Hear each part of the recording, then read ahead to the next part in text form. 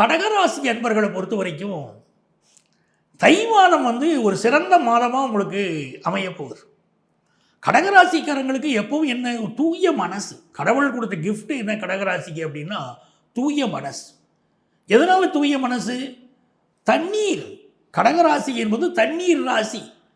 நீ நதி போல ஓடிக்கொண்டிருன்னு சொன்னாங்க பாருங்க, அப்படி வாழ்க்கையில் ஓடிக்கிட்டே இருக்கும். எந்த வெற்றிக்கும் தோல்விக்கும் கவலைப்படாமல் நதி போல ஓடிக்கொண்டிருன்னு சொல்கிறாங்க பாருங்க, கடகராசி அப்படித்தான் இருக்கணும். கடகராசிக்காரர்களுக்கு ராசிக்கு அதிபதியாக இருக்கக்கூடிய சந்திர பகவான். அந்த சந்திர பகவான்ங்கிறது தான் அதனுடைய அம்சம்தான் பார்வதி தேவி.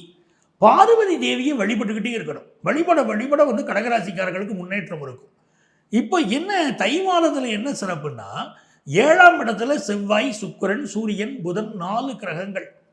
பொதுவாக ஒரு பெண்ணுக்கு திருமணம் ஆகணும், வாழ்க்கை நல்லா இருக்கணும் அப்படின்னா செவ்வாய் நல்லா இருக்கணும் ஜாதகத்தில்.